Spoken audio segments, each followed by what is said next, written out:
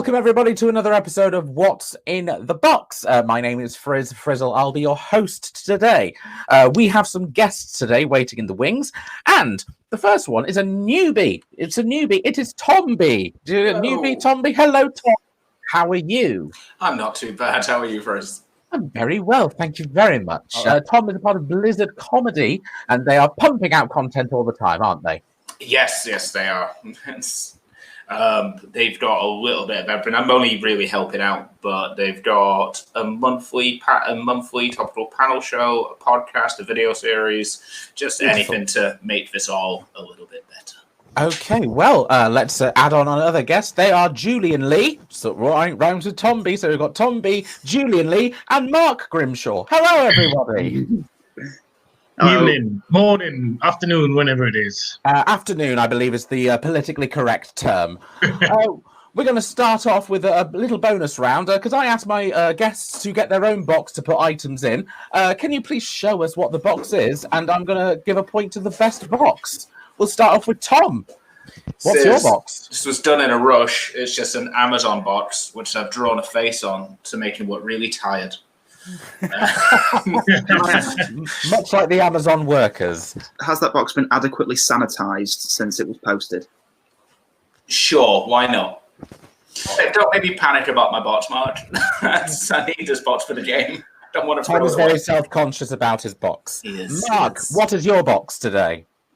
So in 2018, I went to Orlando in Florida. I went to Disney World, and it was the 20th anniversary of Animal Kingdom.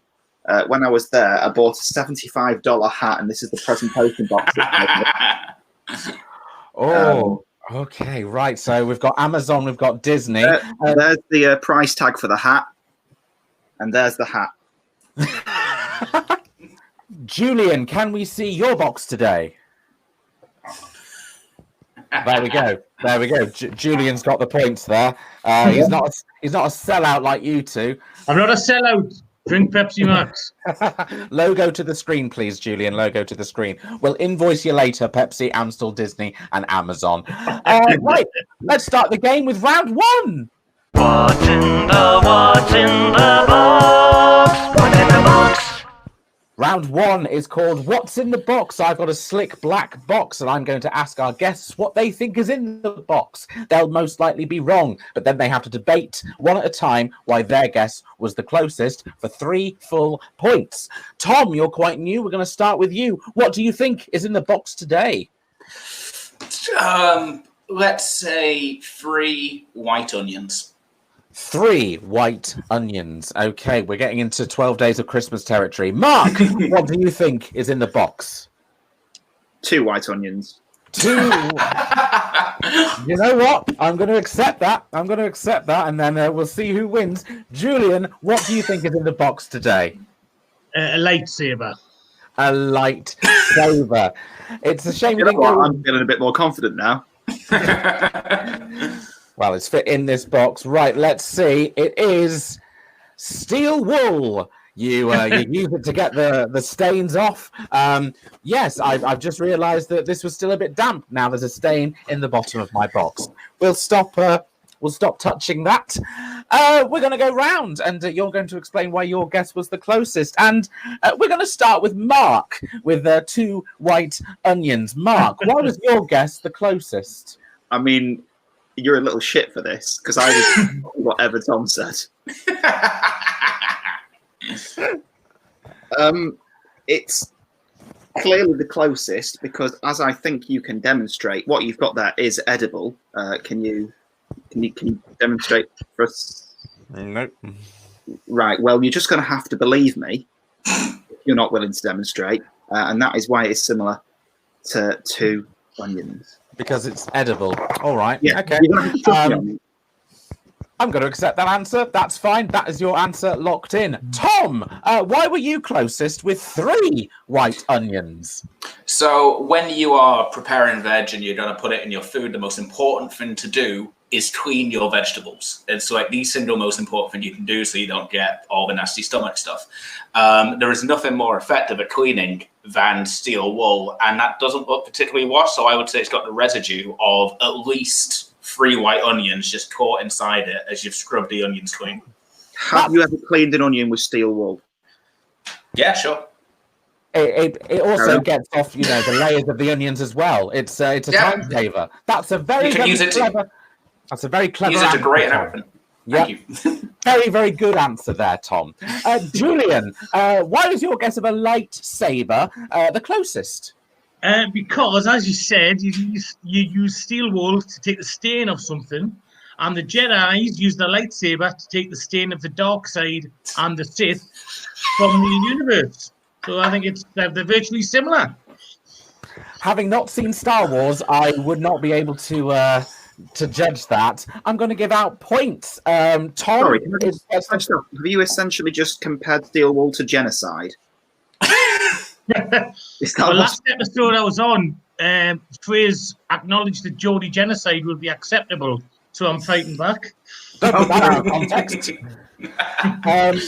Right, because of the time-saving method of grating onions, Tom gets the full 3 points there. Those are locked in. It's time for round 2.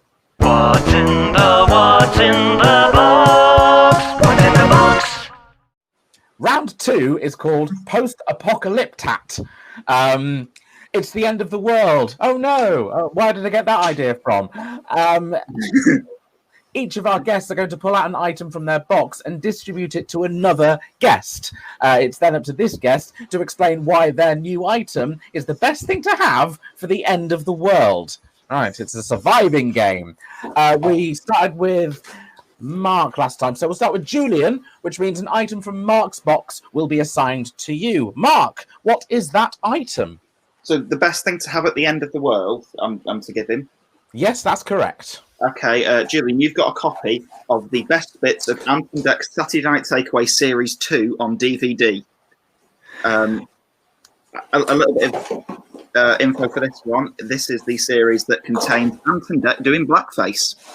Oh! Okay, are we going to witness a second Geordie genocide? Let's see. Julian Lee, please explain why the best of Ant and Dec's Saturday Night Takeaway Series 2 is the best thing to have after the apocalypse. Well, it's the best thing to have because I don't have a DVD player, so I don't have to suffer it. So what I can do is use my imagination and imagine a world where there's no Ant and Dec, even though I quite like them.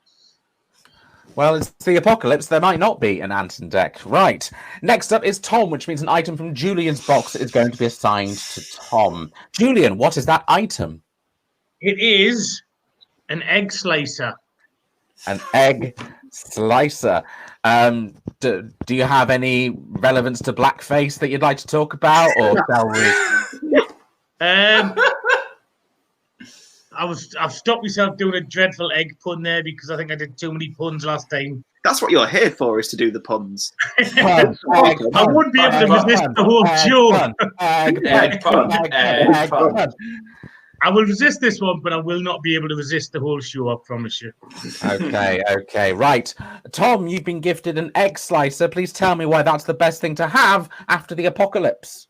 An egg slicer is the most important thing to have at the end of the apocalypse very simply because there's that old adage that when the nuclear holocaust comes, there will only be cockroaches left. But there's actually been scientific evidence to prove that there will also be chickens left as well. And you can't just... when eggs are your only form of sustenance, you can't just scran them like non-stop all day. You've got to slice them, you've got to save them, and you can distribute those and trade them for other commodities like, I'm going to assume this is like Settlers of Catan, so wood and stone and farm stuff. So, yeah. Okay. So would we be slicing the cockroaches as well, or...? Yes. Yeah. You can use the egg slicer to slice absolutely anything you want. You can use it to slice the wood if you want. Hey, well, not anything you want. Fight off anything you enemies. Well, the tiny enemies tiny cockroach-sized enemies that you can use it to fight off. Right, finally, Mark, you're going to be given an item from Tom's box. Tom, what is that item? I am going to give you this jar of yeast, which has been incorrectly labelled Fermipan Red, 118 grams. Before we continue, what the heck is Fermipan Red? I actually don't know. It was given to me by my dad in a care package, and I generally have no idea what it is. Is it the name of your hair colour? Yes, that's a wonderful name for it. and when I curl it, it's Fermipan Red. Okay. Sorry, remind me again. What was actually in the jar? Yeast. Yeast. Okay. Mark, please tell us why yeast in an incorrectly labelled Fermipan Red label is the best thing to have during the apocalypse. I mean, I don't want to make you feel like a fool here, Tom, but you've given me something actually useful. Like, How? Explain. it's really self-explanatory why yeast would be helpful. Like for you, you made a fictionalized scientific fact that chickens are going to survive the apocalypse. You're actually giving me No something fiction about it. I'll send you the records, mate. I mean, I want you to get evidence on air, otherwise it's pointless. But God. I think you've actually given me something useful there, and you've really misunderstood the point of the game. Explain why it's useful, Mark. Explain why it's useful. That's useful. It can be used to provide sustenance. Are you eating yeast? Do you have an oven in the apocalypse? Yes, if chickens are going to survive the apocalypse, then yes, my fucking oven has. Right, I've got points to give away. Now, Mark, the simple answer you could have given is, well, it's already the apocalypse and every fucker is making bread. So that's what, but you didn't say that, and that would have been perfect. But got points to give out. Julian, the lack of love for Ant and Dec, you've giving you 1 point. 1 point just for that, because you don't have to imagine the world. It's the apocalypse. They probably don't exist anyway. I mean, Ant probably caused it. Mark, I'm giving you 2 points for that because I have to give 1 point, 2 point, 3 points, and wait, that was his shit science is winning this. It is. What's the Donald Trump, mate? The rules change every time, and today is an episode where I like whimsy, and I like the idea of slicing cockroaches, and the fact is that anything the size of an egg can be sliced with that, and who knows how the apocalypse is made. So, you ended the game by arguing in my favour by saying there was a sensible answer, and you're saying actually no. Yeah, no, you didn't get the points because you didn't say the answer, and I've given myself 5 points for coming up with a good answer. I'm enjoying the vehemence of Mark rallying against your points scoring. It's brilliant. Give Mark an extra point for vehemence. Come on. Okay. That's an extra point for Mark. The rules change every time. Now, before we start round 3, I want an egg pun. Best egg pun wins a point. It's no yoking matter. There you go. No yoking matter from Julian. That's a strong start. Anyone else? I'm terrible at puns. How does Lassie like her eggs? Sunnyside pup. Okay. And Mark, your egg pun, please. I am not that desperate for points, thank you. Now that is the whole one-liner and pun genre dissed by Mark. Well, that's a point. So thank you, Mark. Enemies today. That's another point for Julian. Another point for Tom. Yeah, Mark won't be watching the UK pun off at 7:00 tonight. I gather.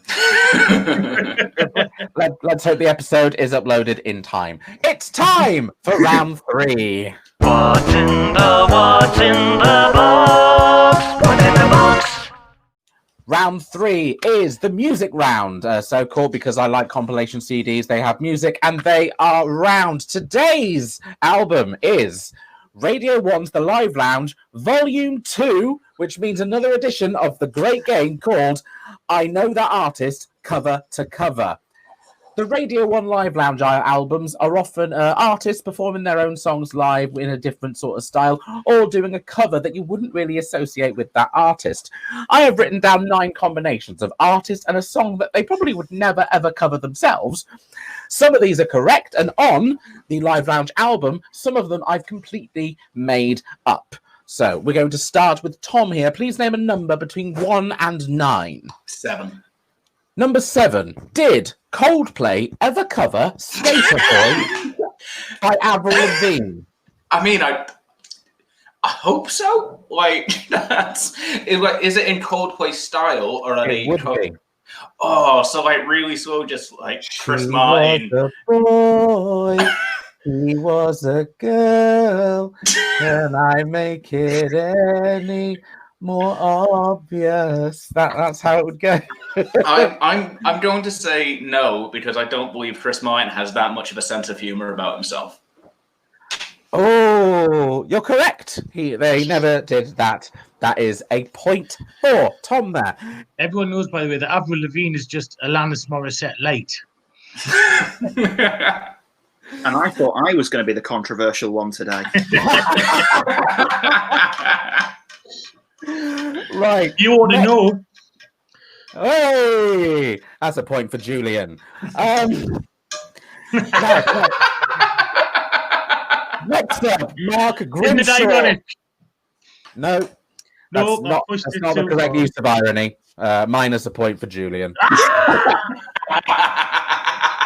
I've got one hand in my pocket and the other one's You can't just name Avril Lavigne's Alanis Morissette songs, but that's not how the game goes. You know what? You're right. I'm not going to watch the pun off tonight. Next up is Mark Grimshaw, a number between 1 and 9, please. 4, please. 4. Did Keane ever sing a cover of Dirtylicious by Destiny's Child, or was it Beyonce solo? I don't know. Goodylicious. Oh no! What song was favourite. Dirtylicious? Anyway, I mean, I already know that this isn't on the album, so that's that covered. But I'm going to drag out some tension anyway. yeah. So for Tom, you sang. Oh, hang on a sec, you're checking the album now, so it could be on there. No, you've already said your answer. You have said, "I know it's not on the I album." haven't actually answered. You're not dragging anything out. That's I was going to ask if you could sing it to the tune of Bed Shaped. The thing is, I'm not sure because I've confused it with Bootylicious, but is Dirtylicious? I don't know. Hang on, where's my goddamn phone? Right, we're answering this live. I didn't actually answer this question, and I've already been told that I've got it wrong. So I'm so annoyed that I haven't done the research of what Dirtylicious is. And yes, you have answered the question. Play that clip again here when I edit it later. I already know that this isn't on the album, so that's that covered. Right, this question is fraudulent. Teen Dirtylicious comes up on the lyrics thing if you Google it. So, is it a mix of 2 different songs? Is that what they've done? Because some people in the live lounge do that. Oh, like a mashup, like Yeah. part Dirty, part Bootylicious. Yes. Dirty by Christina Aguilera and Bootylicious by Destiny's Child. That's You know what they've done. I'm That being sounds at a point here, and I'm no longer being a part of this ridiculous show. Oh, well, okay. Does anyone want to steal the points from Mark? Is it on the CD or not? yes, it is on there. He's back all of a sudden. You've gone too far now, Frizz. Right, Mark, to shut you up, I'm giving you a point because, I'm going to have to edit all of that out anyway. Oh, no, you're not. That's got to stay in. That's the highlight of the show so far, is you showing how poorly researched it is. Right then, Julian, number between 1 and 9, please. 2, please. Number 2 is Avril Lavigne, the scientist. Now, earlier, Coldplay did not sing Skater Boy, but did Avril Lavigne sing a Coldplay song? I'm going to say no. She did. That's what inspired me to do the Coldplay Avril Lavigne mashup for the other question. We are back to Tom, number between 1 and 9, please. 1, please. 1. Did Biffy Clyro ever sing Umbrella by Rihanna? Yes. Yeah, they did. Yeah. No jokes about it. Just know that's true. Okay, cool. We're back to Mark, so strap in for the next 10 minutes. Mark, a number between isn't making the edit if none of what happened earlier is. a number between 3 and 9, please. That isn't 7. I'll go 8. Number 8. Did Block Party ever cover Sledgehammer by Peter Gabriel? Yeah. No, they did not. That was nonsense. That'd be good, though. That'd be a good job. Yeah, this entire game is nonsense, Frizz. It is. And for noting that, that's a point for Mark. Julian, 3, 5, 6, or 9. I'll go for a prime number and number 5, please. Number 5. Did the Fratellis ever cover "Stand" by Eminem? My days gone cold. I'm wondering why I've got out of bed alone. Can you please Morning rain cloud on my windowsill, and I don't. whistle for the choir, please? Oh, is that so? If you're lonely, Yeah. Why'd you say? Yeah. Right. Dear Slim, I'm writing to you. I heard the guy with Uncle Ronnie too. I'm sorry.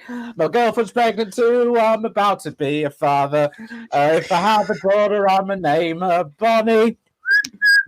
And that's all you'll get And from you me can for see that. the rest of that on Songs from the Spare Room this Friday. It's a point for Mark there. I think you were doing a Tommy Steele song there. Yeah, that's basically what the Fratellis are. I know, Chelsea Dagger and all that. I know. All right. I'm going to say no. They did not, because that would be ridiculous. That's a point for Julian there. That's the end of round 3. It's time for round 4. What's in the box? What's in the box? Round 4 is called Best Tool for the Job. I'm going to get our guests to pull out an item from their box, and then I'm going to reveal a problem that they have to solve using the item from their box. And the best one wins. So please, grab an item from the box that you've prepared. Going to start with Tom for this round. Tom, what is the item in your box? This is a snow globe, glittery snow globe of a unicorn kitten, which is the tackiest thing in this house, and I adore it. I like that a lot. Julian, what's the item from your box? Cafe Patron. What is that? It's coffee tequila. How weird, because Ko-fi is one of the ways that you can support us on the channel. And yeah, you can buy us a coffee at kofi.com/. I am a tequila at tequila.com. That supports the show. Mark Grimshaw, what is your item? It's a like card. I'm having to cover the details on that, but it's a currency card. A currency card? Did you say a life card? Like, it's I don't know why I'm covering the numbers, because it's owned by Thomas Cook Money, and that is no longer a thing. I no longer have access to any of the funds on this card. Okay, so with Mark's defunct like card, Julian's coffee liqueur, and Tom's snow globe, you are all going to be fixing the problem of Miriam's blocked toilet. Oh, mate. There's a caveat to this. And just have some spaghettis in the house, right? So Miriam has a blocked toilet and only has spaghetti, right? So how are you going to solve this problem using your item to help? We're going to start with Tom's snow globe. Tom, please explain how you're going to fix this problem. So what I would probably do is, it's a messy job, but that's always going to be the way. I would screw the top of this off. Right, so kind of empty out the liquid, keep the lid separate so I can put it back in afterwards. I'm not ruining this properly. And this little horn up here, once it's been unveiled, is ideal for just kind of like putting your hand right down there and just twist it around, scooping it out with the horn until you've cleared that access way. And then you'd probably grab a bit of the spaghetti and just to make sure, flush toilet, problem solved. I like that. So you're essentially using it as a glove. So someone with a very tiny hand. Yeah, kind of. Yeah, like you'd get a small child to do it, but like, okay. yeah. But Miriam, yeah, let us know in the comments, Miriam, if you have A, tiny hands, or B, a tiny child with you in the house, and we'll retroactively award Tom points if that is the case. Mark, your defunct bit of plastic from Thomas Cook Money, your like card. Please explain how you will fix Miriam's blocked toilet. Pay for a plumber, eat the spaghetti. I like you, Mark. You're short and consistent. I like it. Julian, we need to hear your answer. Using your coffee liqueur, how are you going to fix Miriam's broken toilet? Right, well, she told us she had a broken toilet, and she also said she had spaghetti in the house. And initially, she was pasta caring, but had macaroni just taken a plumbing course last week. And after a few silly jokes about pasta, I decided to, well, she said, you bend over and see if you can fix this blocked toilet. So what I did was I took a hefty swig of my Cafe Patron, then hit her over the head with it, phoned a plumber that I knew who's called Mario, ironically, with it being the spaghetti connection. He fixed it. By the time she come round, I said she'd had a drink of tequila. I said I'd fixed it. She paid me all the money, and Bob's your banana. Bob's your banana. I'm going Okay. to say you just copied me there. I've copied you. You just copied me. I called the plumber. You just Yeah, no, but Mark, you didn't beat someone. You didn't beat someone unconscious. So. Yeah. Yes, exactly. I called the plumber without the necessity of violence. So You did, Mark, and for that, I'm awarding you 5 points. Tom, I'm giving you 3 points because no kid. She hasn't got a kid in the house. I will say, Miriam, your avatar looks a lot like Tom's snow globe. Can you hold up your snow globe, please? That is eerie. I call shenanigans. And Julian, you're getting 5 points as well because that was a full-on pun lineup, and I enjoyed that. I'm not awarding you points for killing or abusing anyone because we don't like that in this show. Don't hit women over the head with bottles. Yeah, I'm not condoning domestic violence. you are still awarding me points for that. You were very quick. You were very quick to jump to domestic violence, Julian. Right, we've got the points locked in. It's time for round 5. What's in the box? What's in the box? Round 5 is a quickfire round called 23 seconds. I would like our guests to name as many things as they can from their specialist subject in 23 seconds.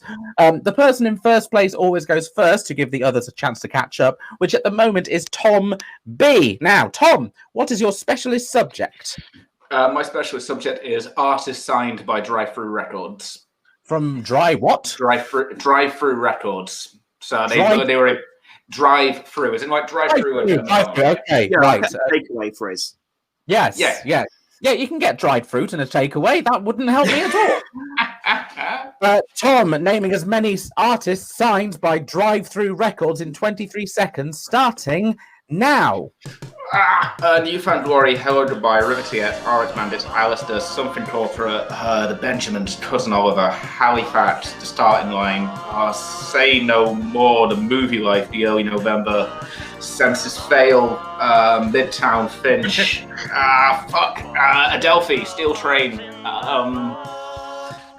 Houston Calls. And that is time. Very well done there, Tom. My question is, I thought Hello Goodbye was signed by Fueled by Ramen.